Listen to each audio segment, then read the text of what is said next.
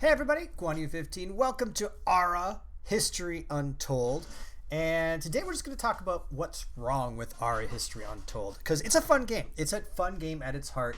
It's kind of like a civilization game, but a lot more production lines, which I like. I like the production line. I like the nuance of it. But there's an issue that's different than civilization that I think we'll be able to kind of... And I've noticed this from a lot of people playing the game, is they run into the same issue. So let's talk about what that issue is. Let's just jump into the game a little bit so you can see exactly what it is and that kind of play into it. So I'm just going to load my last game here. It's on turn 250. I think a standard game is around 1,000 turns, so it's a bulky game. So this game is going well. In fact, I would say this game is won, but we'll get to that in a second. So we come in, we take a look at our cities and stuff. When it loads up, I think I got rid of this fog of war. It just annoys me. So anyways, you build your cities, you get resources, you take those resources and you do stuff. So I built a cotton farm. Yay, I get cotton. Look, I have cotton coming in.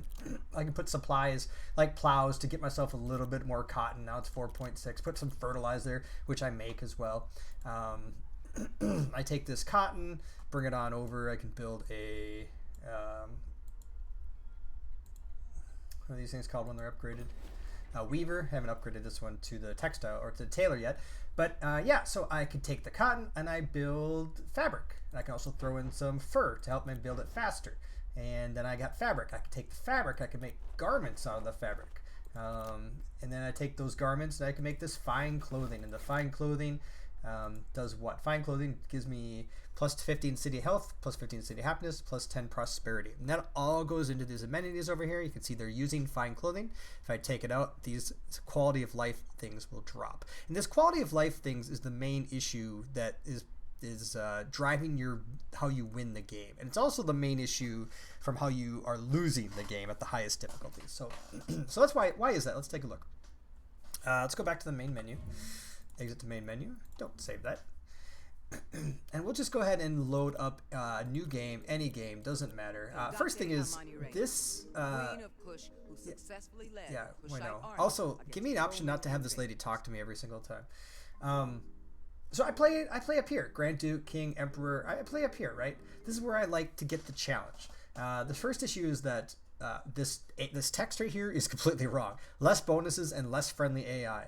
No bonuses and some hostile AI. Hardest difficulty. No bonuses and very hostile AI. That's completely and utterly wrong. There are so many bonuses that are... I guess it's not really bonus. I guess technically that's not lying because it's not a bonus for the AI. It's a nerf for you as the player, which is significant. So let's talk about what that is. So let's go ahead and load that game. We'll go to turn 1. This is turn 1. I just started a game just so you can kind of see what's going on when you start the game. So you start the game. Come on, you can load. You got basically the same thing in any type of civilization game, right? You have your city. I'm building a settler. Is this turn 1? Is this turn 10? This looks like turn 10. Well, anyways, I think this is turn 10. Yeah, that's good enough. Okay, so this is turn 10. This is what you start with as a player. I'm 10 turns in, and I've done pretty much the standard scout settler opening. I gotta sneeze. Hey guys. So the AI is really aggressive about claiming land. They, for instance, I haven't found. We'll find. Well, that we found our first kind of. Who is this? Georgia. Georgia's next city will probably be about down here. They have plenty of land to expand up here, but they're going to come down here. That's not even the big issue. You can deal with that. The main issue is that if we go and look at our quality of life, we start here, 40, 30, 30, 30, 20. This is all bringing us, this is really bad. The AI starts with like 60, 60, 60, 60, 60. Well, you say, well, who cares? What's that big deal? Well, if you go to your prestige and you see where you're standing, you can see this is turn, let's go back to turn 1 because that's the one that, turn 18. Why does it say? Oh, it's auto saves. I don't want. Okay, I loaded the auto save. Sorry. Okay, this is turn 1. Let's look at turn 1. Let's see where we stand. Since this game is it's supposed to be harder difficulty, I understand that, but there's a difference between this game's hardest difficulty and like Civilization's hardest difficulty. So this is turn 1. Let's look at where we stand on turn 1. Look at our standings, our prestige. Everybody's got 2. We have 1. Okay? That's, whatever. They have a little bit more start with us, a little bit more. We don't exactly know why, unless you just kind of go through that. There's where my quality of life starts, 30 for everything. The AA starts at like 60 or 70 for everything. But it's supposed to be hard, right? So we go to turn 10. That's, I think, the one that I loaded up a little bit later. Did I get to turn 20? I did. Good. So we'll do the way we can kind of see incremental growth here as we run through this real quick. And I just picked a random civilization. I didn't pick these guys for any particular reason. So this is turn 10. This is one we had before. Let's look at our standings now. This is turn 10. 10 turns into it. All I've been able to do is build a scout and then start a settler. And I've just started, I think, my farm. No. I start my farm next time. I am already 3 times down in 10 turns. So you can extrapolate and see exactly, like in 50 turns, where I'm going to be. So yeah, I'm about 3 times down there. Let's go to turn 20, and this will kind of show both the main issue, and we can compare that to civilization as to why we could beat the game on hard difficulty and the hardest difficulties on civilization. But what the problem is with this one. So this is turn 20. This is what I thought it was at. So I got my first settler out. It's heading down here. Got a couple scouts running around, picking up stuff, meeting stuff. And you need scouts just to do anything. And I'm building my first farm. Perfectly good opening. Nothing new. Nothing great. I am now at 45 prestige compared to the lowest of the not forgettable 171s. So every 10 turns, I'm getting further and further and further and further apart. And why is that? The main reason is because of this. It's the quality of life. Quality of life gives the AI, is how you get your most prestige.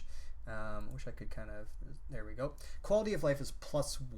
That's per turn. I'm getting +1 per turn, and my production's getting +1 per turn. I wonder if it doesn't show me these guys, I don't think. It'd be nice if it did. Oh, it does. Look at this. Okay, so they're in a golden age already. How do you get in the golden age? You have high quality of life, which they start with. They start with +4 quality of life. So because they have that high quality of life, their population's growing, their economy's growing, their military's getting a little stronger, their production's getting up there. So they're all going to get this quality of life +4. I just can't see these guys, but they're all getting that quality of life +4. I'm getting +1. That's per turn. So every turn you're getting further and further behind. And mainly because this quality of life starts so low for you compared to the AI. Now, why is that bad? In civilization, when you play on the hardest difficulty, you're able to come back. Well, this game has something in it called, I guess, purging. So at the end of the act, nations below this point will be lost to the end of active time. So you have to rush your ass off to try to get enough prestige to not get completely, not lose the game. Like the bottom 4 all lose the game. And it's over here. So by the time we get to the end of the antiquities, which comes really fast, much faster than you think it does, I better have enough prestige where I'm not going to lose the game. And it's hard at this difficulty because you're losing 4 times the amount per turn, right? And even if you get your max cities, so I'm really good at getting my max cities. I'll get 3 cities. I'll even get something that we'll get we'll unlock like monarchy or something that gives you a 4th city. We'll be building our cities. We're building up all our quality of life stuff, and we have to deal with an aggressive AI who hates us. Because one of the things they did with the difficulty at the highest level is that the AI hates you. You can be next to somebody for 50 turns and have a great trade relationship, be almost allies, and then, like, I don't know, they'll see you and they'll say, we feel like killing you. And because of their huge production, because of their quality of life bonuses, they have a giant military. Can you overcome that because you're a person and not the AI? Yes. But in order to do that, you have to not completely, but you have to very much neglect this quality of life, which puts you further behind in this whole scale of standings, which means at the end of this era here, you will be lost anyways. I've watched so many streams of people saying, this is a great game. I've conquered 3 cities for the AI. I'm winning. This is great. And then the end of the era comes and their civilization is still 100 or 200 points down.